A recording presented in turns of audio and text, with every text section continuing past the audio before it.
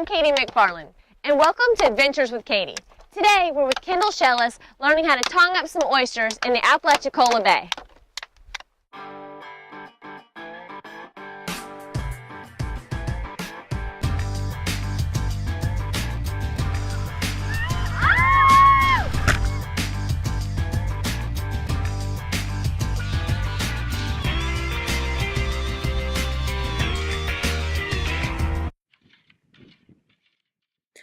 Long before the sun came up, we were already riding out to the oyster bar with nothing to guide us but one small light in the stars.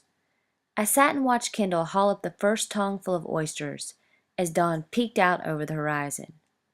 This was a moment that few people experience, and I was grateful for the chance to not only enjoy the beautiful sunrise over the water, but to be learning a craft that was passed down for generations.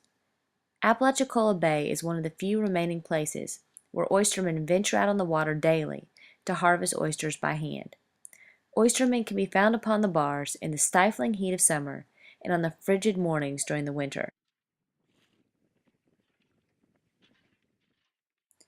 Being out here made me appreciate the Apalachicola Bay oyster for how special it truly is.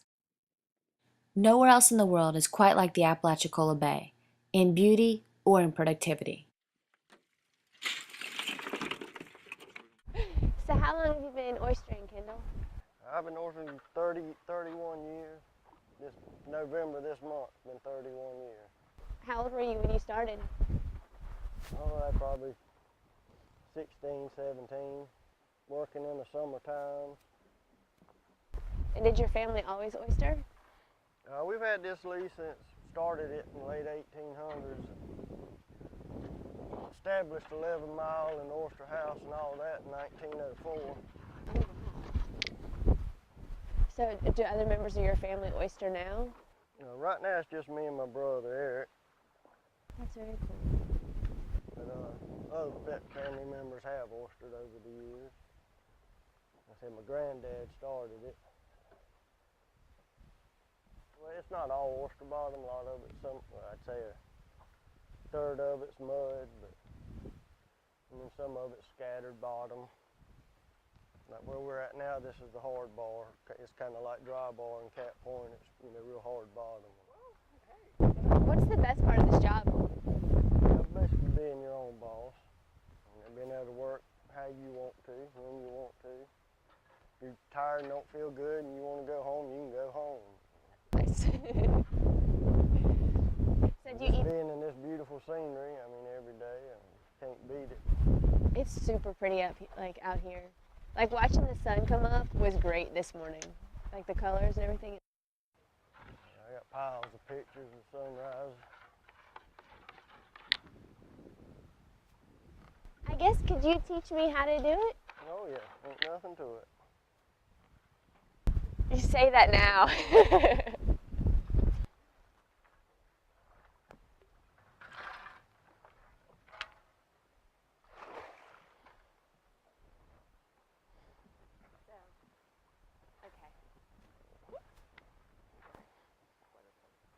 Yeah, basically just like two rakes put together.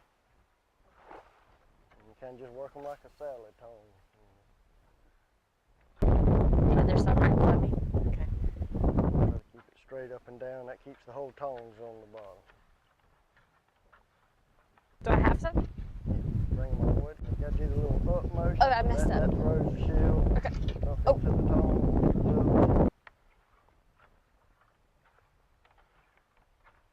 And it lets. Wait, that's...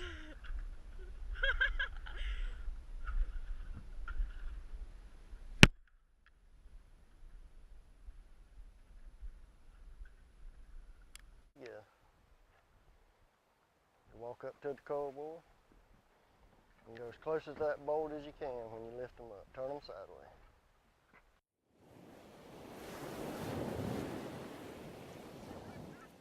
Oh my God! I caught like 2, 1, none. Okay, they're all shell. I'm just gonna put them back.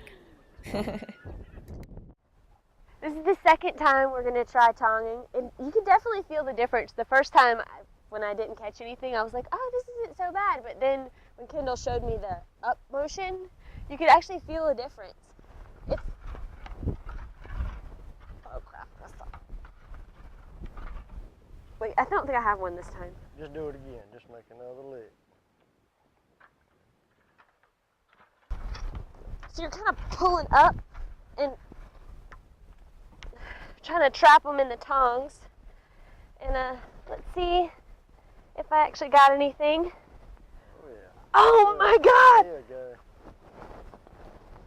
This is a really good one. This almost looks like professional, not really. But so this is my first successful tonging, and like I said, you're sitting there and you can kind of feel it. It gets heavy, and you kind of feel things coming up. Like you feel the mud and like the shell, and then you feel like these hard clumps, and then you try to squeeze it together and pull it up, and you end up with a whole bunch of oysters. So I'm pretty amazed right now.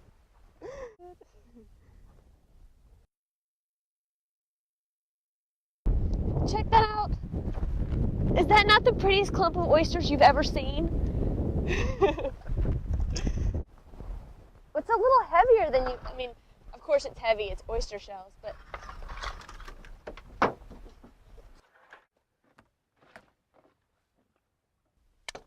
how much did the tongs weigh, Kendall? Now, they weigh around 20 pounds. Oh, that's not too bad. They don't feel like that heavy when they're in the water. I guess the only time it feels really heavy is when you're like picking up the bag of the tong full of oysters. Yeah, well, you're adding another 10, 20 pounds with oysters maybe in there. Oh, wow. Depending on how full the tongs are. It can be a couple of pounds. The first time, I don't think I added very much weight at all.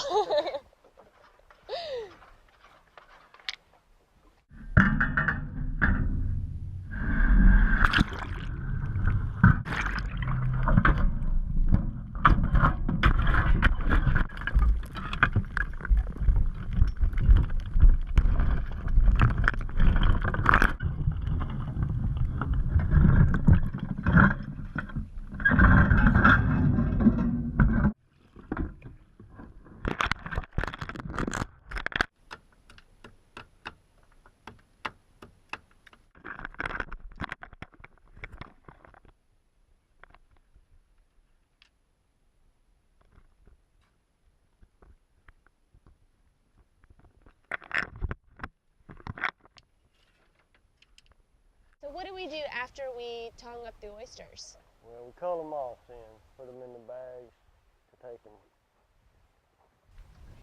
Can you show us how to do that? Oh yeah. Oh, yeah.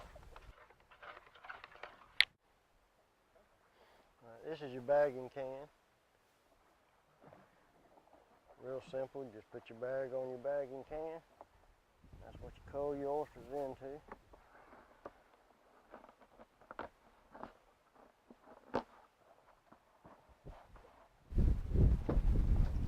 So how many oysters will go in each bag?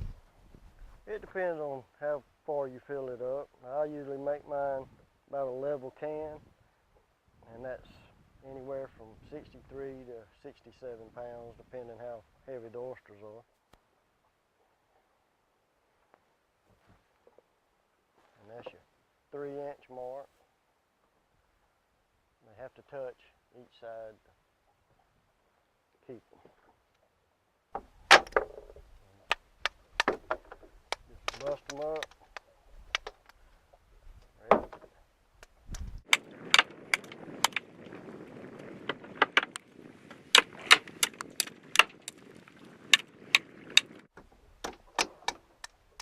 You definitely don't want to throw no little ones. That's your future. If you got little ones, you have future oysters to catch.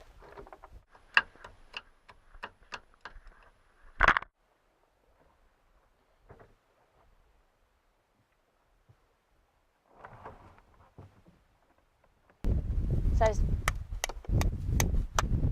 I'm more worried about whacking my hands.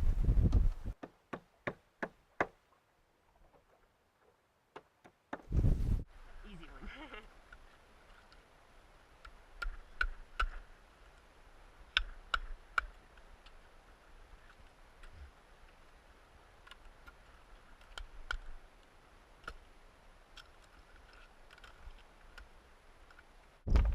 interesting. Oh, that looks like a good one, I think. Okay, so we're gonna hit it on the seams, I guess, to try to knock the oysters apart. Am I killing the oyster? We'll kind of try to hit that one in there. So that'll knock it away from that.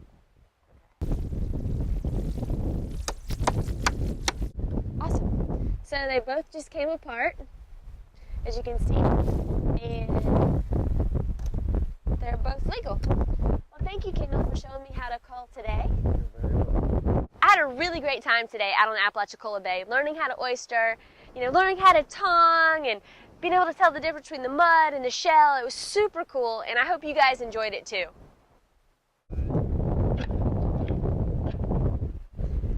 Thanks again for joining us for another Adventures with Katie. We had a great time today out on the water learning how to oyster.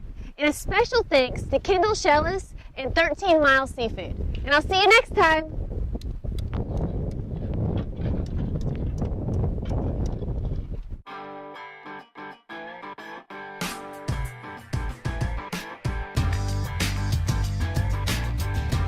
We'll have to do a cutaway because I had a brain lapse. I lost my train of thought. So I was all talking about the exciting part of the tonguing. Go ahead. I lost my train of thought.